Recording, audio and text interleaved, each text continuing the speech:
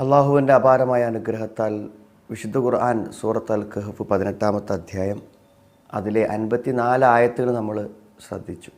ഇനി നമ്മൾ 55, 56 ആയത്തുകളാണ് ഇന്ന് നമ്മൾ പഠിക്കുന്നത്.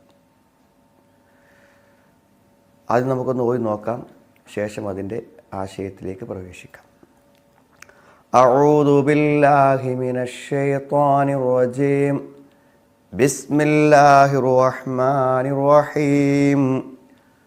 വമാ മനഅൻ നാസ അൻ യുഅ്മിനൂ ഇദ് ജാഅഹുമുൽ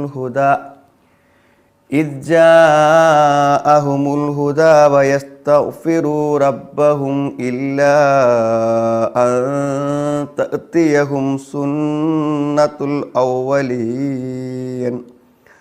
സുന്നത്തുൽ അവ്വലീന ഔ യഅതിയഹുമുൽ അദാബു ഖുബ്ലാ വമാ നുർസിലുൽ മുർസലീന ഇല്ലാ മുബശ്ശിരീന വമുൻദിരീൻ വയുജാദിലുൽ ലദീന കഫറൂ ബിൽ ബാത്തിലി ലിയുദ്ഹിളൂ ബിഹിൽ ഹഖ് വത്തഖദൂ ആയാതി വമാ ഉൻദിറൂ ഹുസ്വാ. 55, 56 ആയത്തുകളാണ് നമ്മളിവിടെ ഓതിയിട്ടുള്ളത്. വളരെ ഗൗരവപരമായിട്ടുള്ള ചില കാര്യങ്ങളാണ് അള്ളാഹു ഇവിടെ പറയണത്. നമ്മൾ ഇന്നും കാണുന്ന ഒരു പ്രവണതയാണ് ഇസ്ലാമികമായിട്ടുള്ള ആശയങ്ങൾ, ഖുർആനികമായ ആശയങ്ങൾ ആളുകളോട് പറയുമ്പോൾ അടിസ്ഥാന വിശ്വാസങ്ങളില്ലാത്ത, അള്ളാഹുവിൻ്റെ അസ്തിത്വത്തെ നിഷേധിക്കുന്ന, ഇസ്ലാമിനെ നിഷേധിക്കുന്ന, വിശുദ്ധ ഖുർആനെ നിഷേധിക്കുന്ന, അത് ചില കെട്ടുകഥകളോ പുരാണങ്ങളോ ആണെന്ന് പറയുന്ന എത്രയോ ആളുകൾ ഇന്നും ലോകത്ത് ജീവിച്ചിരിക്കുന്നുണ്ട്. അവരൊക്കെ ക്രൂരമായ പരിഹാസങ്ങളാണ് വിശുദ്ധ ഖുർആന് നേരെ, ഇസ്ലാമിന് നേരെ പറയാറുള്ളത്. ഒരു പക്ഷേ അതൊക്കെ നമുക്ക് വായിച്ച് നിൽക്കുമ്പോൾ തന്നെ നമുക്ക് പേടിയായിട്ടു. വിശ്വാസം മനസ്സിലുള്ള ആളുകൾക്ക് ഇവർക്ക് എങ്ങനെ ഇങ്ങനെ പറയാൻ കഴിയുന്നു എന്ന് നമ്മൾ ചിന്തിച്ചു പോകും. അത്തരത്തിലുള്ള വിമർശനങ്ങളും പരിഹാസങ്ങളുമാണ് പറയുന്നത്. അതേപോലെ തന്നെ ഇത്തരം ആളുകൾ ഒരുമിച്ച് കൂടുന്ന സദസ്സുകളിലും പ്രഭാഷണ വേളകളിലുമൊക്കെ ഇത്തരം പരിഹാസങ്ങൾ പറഞ്ഞുകൊണ്ട് അവർ ആളുകളെ ചിരിപ്പിക്കുന്നത് നമ്മൾ സാധാരണ കാണാറുള്ള ഒരു കാര്യമാണ്. എന്നാൽ അള്ളാഹുവിൻ്റെ ഒരു ചര്യ, കഴിഞ്ഞ കാലം പ്രവാചകന്മാർ വന്നപ്പോഴെല്ലാം ഇത്തരത്തിലുള്ള കാര്യങ്ങൾ ഉണ്ടായിട്ടുണ്ട്. സത്യത്തിൽ ഇവരൊക്കെ ഇങ്ങനെ നിഷേധികളായി തീരുന്നത് ആവശ്യമായ തെളിവ് കിട്ടാഞ്ഞിട്ടല്ല. അള്ളാഹുവിനെയും പരലോകത്തെയും വിശുദ്ധ ഖുർആനെയൊന്നും ബോധ്യപ്പെടാൻ മാത്രം പര്യാപ്തമായ തെളിവുകളില്ലാഞ്ഞിട്ടല്ല ഇവരൊന്നും നിഷേധികളായി പോയത്. ഇപ്പോൾ നമുക്കെന്നെ ആലോചിച്ചാൽ അറിയാൻ പറ്റും, അധികം ബുദ്ധിയും ചിന്തയൊന്നും ആവശ്യമില്ലാത്തൊരു കാര്യമാണ്. നമ്മളൊക്കെ ഒരു കാലഘട്ടത്തിൽ ലോകത്തെ ഏറ്റവും വലിയ ശാസ്ത്രജ്ഞന്മാരും മഹാപണ്ഡിതന്മാരും ഏറ്റവും കൂടുതൽ അറിവുള്ളവരുമാണെന്ന് വിശ്വസിച്ച് അവർ പറഞ്ഞ കാര്യങ്ങളെ സ്വീകരിച്ചിരുന്നു. പക്ഷേ പിൽക്കാലത്ത് പുതിയ കണ്ടുപിടുത്തങ്ങളും പുതിയ അറിവുകളും രംഗപ്രവേശം ചെയ്തപ്പോൾ ഇത്രയും വലിയൊരു വിഡ്ഢിത്തമാണല്ലോ അന്ന് പറഞ്ഞു വെച്ചത് എന്ന് പിൽക്കാലക്കാർ ആലോചിച്ച് പോരുന്നുണ്ട്. ഉദാഹരണം പറയുകയാണെങ്കിൽ, ആർത്തവത്തിൻ്റെ മെൻസസിൻ്റെ ബ്ലഡിൽ നിന്നാണ് കുഞ്ഞുണ്ടാകുന്നത് എന്ന് ഭ്രൂണശാസ്ത്രത്തിൻ്റെ ചരിത്രഘട്ടങ്ങളിൽ ഒരിക്കൽ പറഞ്ഞു പോയിട്ടുണ്ട്. ഇന്നിപ്പോൾ അത് പറഞ്ഞാൽ എന്തായിരിക്കും അവസ്ഥ എന്നതുപോലെ എത്രയോ വൈജ്ഞാനികമായിട്ടുള്ള പൊട്ടത്തരങ്ങൾ ആളുകൾ പറഞ്ഞിട്ടുണ്ട്. പക്ഷെ അത് കാലം പിന്നീട് എന്ത് ചെയ്തിട്ടുണ്ട്, മുന്നോട്ട് പോകുമ്പോൾ അതൊക്കെ തെറ്റാന്ന് തെളിയിക്കപ്പെട്ടിട്ടുണ്ട്. എന്നാലോചിച്ച് നോക്കൂ സുഹൃത്തുക്കളെ, നമ്മൾ ചിന്തിക്കുകയാണെങ്കിൽ വിശുദ്ധ ഖുർആൻ അവതരിപ്പിക്കപ്പെടുന്ന 1400 കൊല്ലം മുമ്പുള്ള അവസ്ഥ ഇന്നുള്ളതേ അല്ല. അന്നത്തെ വീടുകൾ, അന്നത്തെ ഭക്ഷണ രീതി, അന്നത്തെ സംസ്കാരം, അന്നത്തെ ചിന്താഗതികൾ, അന്നത്തെ ലോകത്തെ അവസ്ഥ എല്ലാം വ്യത്യസ്തമാണ്. ആ വ്യത്യസ്തമായ ആളുകളോട് പറഞ്ഞിരുന്ന അതേ വചനങ്ങൾ, അതേ വാചകങ്ങൾ, അതേ ആശയങ്ങൾ, അതേ അറിവുകൾ ഇന്നത്തെ തലമുറകളിൽ നിത്യപ്രസക്തമായി തീരണമെന്നുണ്ടെങ്കിൽ കാലങ്ങളെ അതിജീവിക്കാൻ പറ്റുന്ന ഈ പ്രപഞ്ചത്തെ സൃഷ്ടിച്ച് പരിപാലിക്കുന്ന, മനുഷ്യൻ്റെ ഏതു കാലത്തെയും അവസ്ഥകളെക്കുറിച്ച് അറിയുന്ന അള്ളാഹ്ക്കല്ലേ പറ്റുള്ളൂ. അത് മാത്രം മതി ഈ ഖുർആൻ്റെ സത്യതയെ ബോധ്യപ്പെടുത്താൻ. മാത്രവുമല്ല, ഇത്രയും അത്ഭുതകരമായ കാലത്തെ അതിജീവിക്കുന്ന വിജ്ഞാനം നമുക്ക് പറഞ്ഞു തരുന്ന മുഹമ്മദ് നബി സല്ലല്ലാഹു അലൈഹി വസല്ലമ ഏതെങ്കിലും ഒരർത്ഥത്തിൽ വിദ്യാഭ്യാസത്തിന് സൗകര്യം കിട്ടിയ ആളല്ല താൻ. ഒരു വേദ പശ്ചാത്തലത്തിലുള്ള ഒരു കുടുംബ പശ്ചാത്തലത്തിൽ നിന്ന് വന്നതും അല്ല. പിന്നെ എങ്ങനെ ഇത് സാധിച്ചു എന്ന് ചോദിച്ചാൽ അത് അള്ളാഹു കൊടുത്ത വിജ്ഞാനം നമുക്ക് പകർന്നു തരുന്നു എന്ന് ഉറപ്പിച്ച് പറയാൻ പറ്റും. ഇത്ര വ്യക്തമായ തെളിവുകൾ ഓരോ പ്രവാചകന്മാരും കൊണ്ടുവന്നിട്ടുണ്ട്. എന്നിട്ടും എന്തുകൊണ്ട് ആളുകൾ നിഷേധികളായി തീരുന്നു എന്ന് ചോദിച്ചാൽ അത് അവരുടെ ധിക്കാരമാണ്.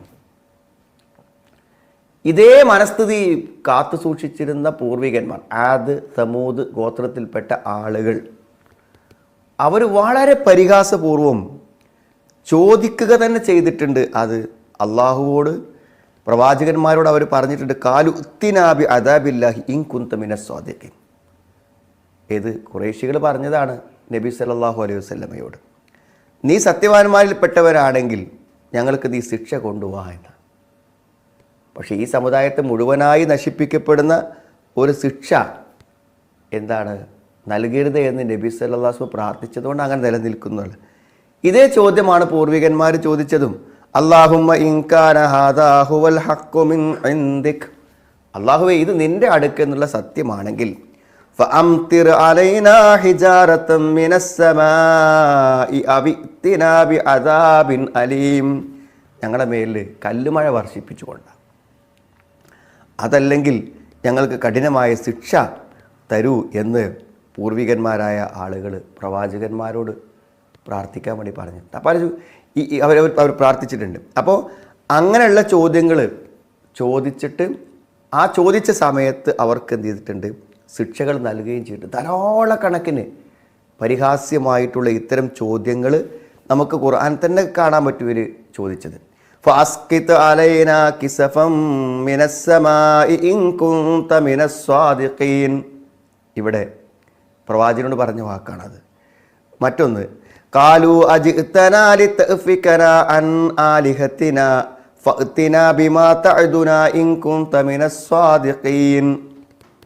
ഓരോ പ്രവാചകന്മാരോടും സ്വാലിഹ് നബിയോട് പറഞ്ഞത് വഖാലു യാ സ്വാലിഹ് അ്തിനാ ബിമാ തഅദുനാ ഇൻ കുന്ത മിനൽ മുർസലീൻ.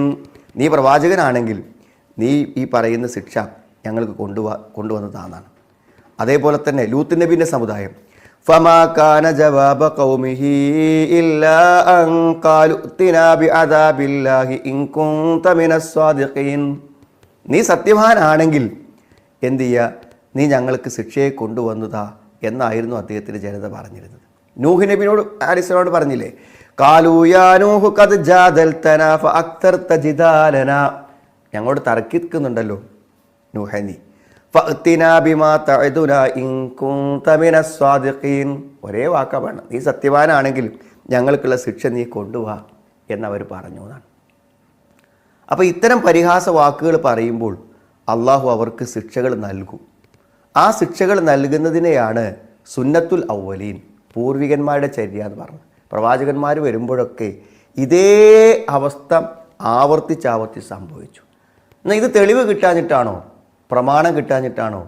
അല്ല, അതവരുടെ ധിക്കാരത്തിൻ്റെയും അഹങ്കാരത്തിൻ്റെയും ആ കടുത്ത മനസ്സിൻ്റെയും അടിസ്ഥാനത്തിൽ മാത്രമാണ്. അതാണ് 55-ാമത്തെ ആയത്ത്. വമാ മനഅൻ നാസ അൻ യുഅ്മിനൂ ഇദ് ജാഅഹുമുൽ ഹുദാ. വമാ മനഅൻ നാസ, അതായത് ജനങ്ങളെ, മനുഷ്യരെ തടയുന്നത് എന്താണ്? അൻ യുഅ്മിനു, അവർ വിശ്വസിക്കുവാൻ അവരെ തടയുന്നത് ഇദ് ജാഅഹുമുൽ ഹുദാ, അവർക്ക് സന്മാർഗം വന്നപ്പോൾ അത് വിശ്വസിക്കുന്നതിൽ നിന്ന് അവരെ തടയുന്നത് എന്താണ്? വയസ്തഗ്ഫിറു, റബ്ബിനോട് പശ്ചാത്തപിക്കുന്നതിനെയും. സത്യം വരുമ്പോൾ അവർ ചെയ്യേണ്ട രണ്ട് കാര്യമാണ്. എന്ത്? അതിൽ വിശ്വസിക്കണം, അതേപോലെ അതുവരെ ചെയ്തു പോയതിന് അള്ളാഹുവോട് എന്ത് ചെയ്യുക? പശ്ചാത്തപിച്ച് മടങ്ങുകയും ചെയ്യുക. ഇതിനവർക്കുള്ള തടസ്സം എന്താണ്? ഇല്ലാ തഅതിയഹും സുന്നത്തുൽ അവ്വലീൻ ഔ യഅതിയഹുമുൽ അദാബു ഖുബ്ല പൂർവികന്മാരുടെ ചര്യകൾ വന്നെത്തുക എന്നതല്ലാതെ, അതേപോലെ തന്നെ നേർക്കുനേരെ അവർക്ക് ശിക്ഷ പെട്ടെന്ന് അവർക്ക് ശിക്ഷ വരികയോ ചെയ്യുക എന്നതല്ലാതെ മറ്റെന്താണുള്ളത് എന്നാണ് ചോദിക്കുന്നത്. എന്ന് പറഞ്ഞാൽ അവരെ സംബന്ധിച്ചിടത്തോളം എന്താണ്? അവരുടെ ധിക്കാരവും അവരുടെ അഹങ്കാരവും അവർ വിശ്വസിക്കാൻ അവരൊരിക്കലും എന്തു ചെയ്യുന്നില്ല, സമ്മതിക്കുന്നില്ല. ഇനി അവർക്ക് വരാനുള്ളത് എന്താണ്? അള്ളാഹുവിൻ്റെ ശിക്ഷ നേർക്ക് നേരെ അവർക്ക് എന്ത് ചെയ്യുക, വരിക, അല്ലെങ്കിൽ പെട്ടെന്ന് വരിക. അതല്ലാതെ അവരെ സംബന്ധിച്ചിടത്തോളം വേറൊരു സംഗതി ഇല്ല. അപ്പോൾ ശിക്ഷകളിലേക്ക് എത്തുക എന്നതല്ലാതെ ഈ സത്യത്തെ സ്വീകരിക്കുക എന്ന ഒരു മനോഭാവം അവിടെ അടുക്കൽ നിന്ന് ഒരിക്കലും ഉണ്ടാവുകയില്ല എന്നാണ്. ഇതാണ് പൂർവികന്മാരായ ആളുകൾക്കുണ്ടായത്. നബി സല്ലല്ലാഹു അലൈഹി വസല്ലം ഇസ്ലാമിക പ്രബോധനം നിർവഹിക്കുമ്പോൾ പരിഹാസത്തിൻ്റെയും ധിക്കാരത്തിൻ്റെയും നിലപാട് സ്വീകരിച്ച ഖുറൈശികളിൽപ്പെട്ട അന്നത്തെ പ്രബോധിതരായ ആളുകളിൽ നിന്നുണ്ടാകുന്ന പ്രതികരണങ്ങളിൽ നബി സല്ലല്ലാഹു അലൈഹി വസല്ലമയെ സമാശ്വസിപ്പിക്കാൻ കൂടെയാണത്. ഇത് താങ്കളോട് മാത്രമുള്ളൊരു സമീപനമല്ല. ഏത് പ്രവാചകന്മാർ വരുമ്പോഴും ഈ ധിക്കാരത്തിൻ്റെ ചോദ്യം അവരെന്ത് ചെയ്തിട്ടുണ്ട്, ചോദിച്ചിട്ടുണ്ട് എന്നാണ് ഇതിൽ പറയുന്നത്. സഹോദരങ്ങളെ, ഇത്തരമൊരു മാനസികാവസ്ഥ വരാതിരിക്കാൻ വേണ്ടി നമ്മൾ അള്ളാഹുവോട് ആത്മാർത്ഥമായി പ്രാർത്ഥിക്കേണ്ടതുണ്ട്. കാരണം ധാരാളം ആളുകൾ ഇന്ന് എന്ത് ചെയ്യുന്നുണ്ട്, സത്യനിഷേധത്തിലേക്ക് പോകുന്നുണ്ട്. എന്താണ് അതിൻ്റെ കാരണം എന്ന് വെച്ചാൽ, മുമ്പത്തെ പോലെയല്ല. ഇന്നിപ്പോൾ നമ്മൾ സാധാരണ ഫോണിൽ, സോഷ്യൽ മീഡിയയിൽ, ഇതിലാണെങ്കിൽ യൂട്യൂബ് ആണെങ്കിലും ഫേസ്ബുക്ക് ആണെങ്കിലും ഒക്കെ ഇരിക്കുമ്പോൾ നമ്മളെന്താ വെച്ചാൽ നമ്മൾ ചിന്തിക്കുന്നൊരു ഏരിയ മാത്രമല്ല ഇതിൽ വരിക. വ്യത്യസ്തമായ തലങ്ങൾ എന്ത് ചെയ്യും, അതിൽ വരും.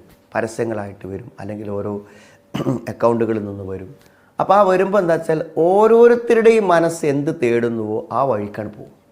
ഇപ്പോൾ ഒരാൾ അശ്ലീലങ്ങൾ കാണണം വിചാരിക്കുകയാണെങ്കിൽ ആ അശ്ലീലങ്ങൾ കാണുന്ന വഴിക്ക് അങ്ങനെ, പിന്നെ അത് മാത്രമായിരിക്കും അവൻ നോക്കുന്നുണ്ടായിരിക്കാം.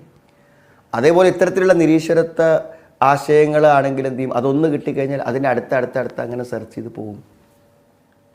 അപ്പോൾ എന്താ പറയുക, ഏത് തിന്മയിലേക്കും പോകാനുള്ള വഴികൾ തുറന്നു വെക്കപ്പെട്ട ഒരു കാലത്താണ് നമ്മൾ ജീവിക്കുന്നത്.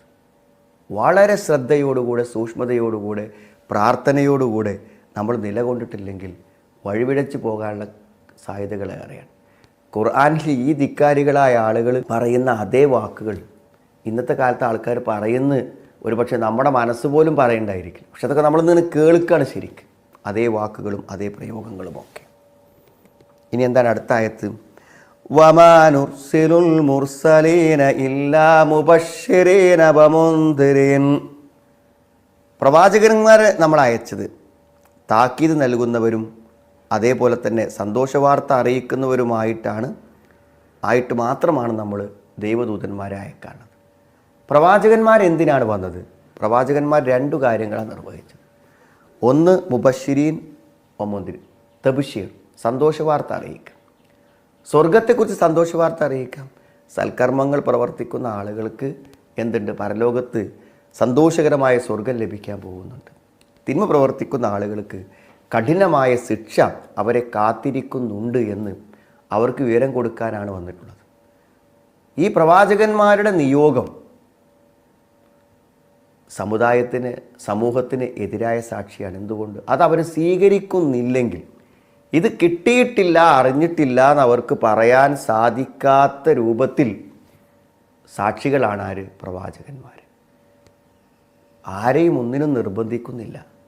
സത്യത്തിൽ ഒരു മനുഷ്യൻ്റെ മാറ്റത്തിൻ്റെ യഥാർത്ഥമായ കാരണം, എന്തൊരു നന്മ നമ്മൾ ഉണ്ടാകുന്നുണ്ടെങ്കിലും എന്തൊരു തിന്മയിൽ നമ്മൾ വിട്ടു നിൽക്കുന്നുണ്ടെങ്കിലും അതിൻ്റെ പിന്നിലുള്ള കാര്യം അതാണ്. ഒന്നില്ലെങ്കിൽ വരാൻ പോകുന്ന ഒരു ദുരന്തത്തെക്കുറിച്ചുള്ള പേടി, അല്ലെങ്കിൽ നമുക്ക് ലഭിക്കാനുള്ള ഒരു അനുഗ്രഹത്തെക്കുറിച്ചും അനുകൂലതയെക്കുറിച്ചുമുള്ള ആഗ്രഹം. അതുതന്നെയാണ് നമ്മുടെ വികാരം. നമ്മൾ തെറ്റുകളിൽ നിന്ന് വിട്ടു നിൽക്കുന്നത് നരകത്തെ ഭയപ്പെട്ടിട്ട്, നല്ലത് പ്രവർത്തിക്കുന്നത് സ്വർഗം ലഭിക്കാൻ വേണ്ടിയിട്ട്. അല്ലാതെ പറ്റൂലല്ലോ. നമ്മുടെ വീട്ടിലൊരു ചെറിയ കുട്ടിയെ കൊണ്ട് ഒരു കാര്യം ചെയ്യിപ്പിക്കണമെങ്കിൽ ഒന്നില്ലെങ്കിൽ അവന് പേടി വേണം, അല്ലെങ്കിൽ അവൻ അതുമൂലം കിട്ടാവുന്ന ഒരാഗ്രഹത്തെക്കുറിച്ച്, ഒരു നേട്ടത്തെക്കുറിച്ചുള്ള ബോധം വേണം.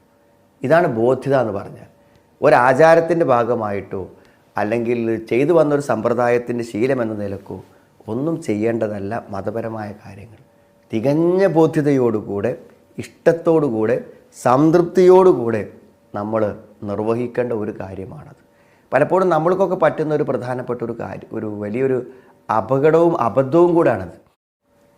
കാരണം പലപ്പോഴും നമ്മൾ എന്ത് ചെയ്യുമെന്ന് വെച്ചാൽ നമുക്ക് മതത്തെക്കുറിച്ചും നിസ്കാരത്തെക്കുറിച്ചൊക്കെ നല്ല ബോധം ഉണ്ടാവും.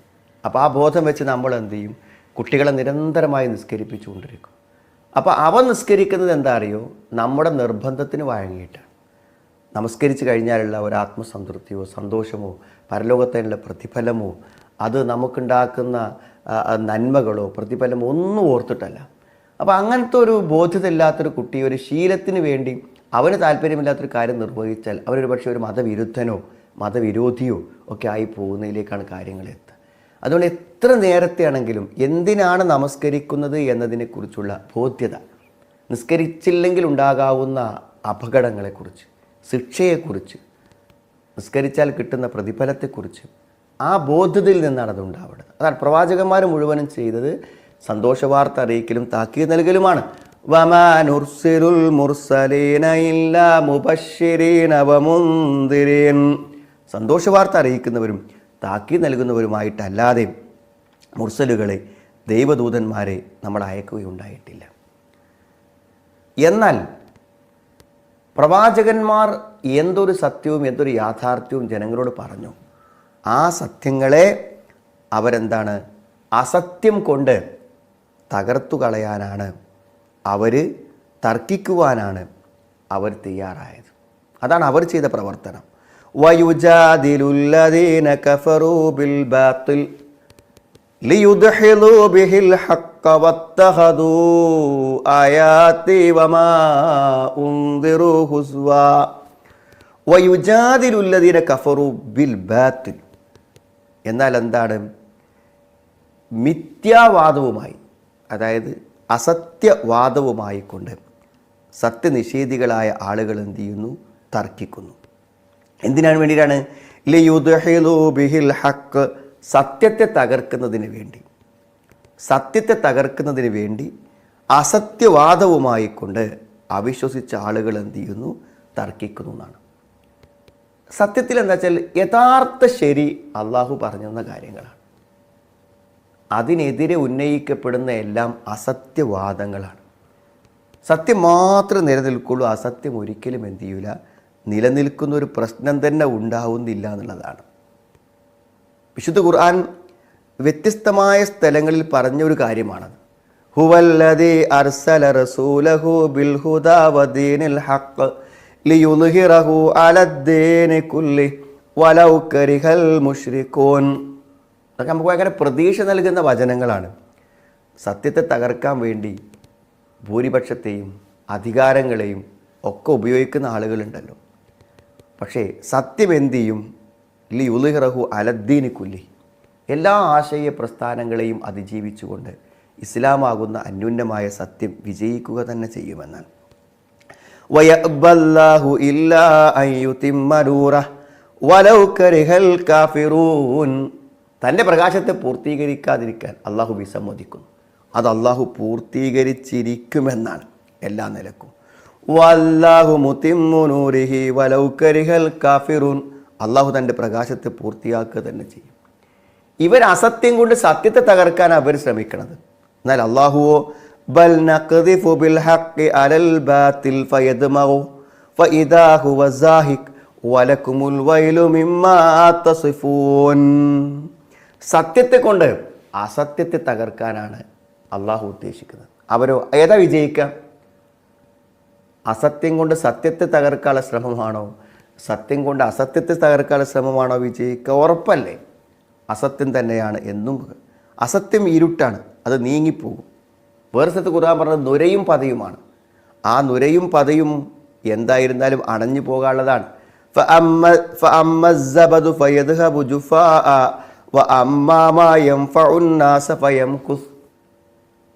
വെള്ളം കുത്തി ഒഴുകുമ്പോഴേ അതിൽ നുരയും പതയും ഉണ്ടാവും.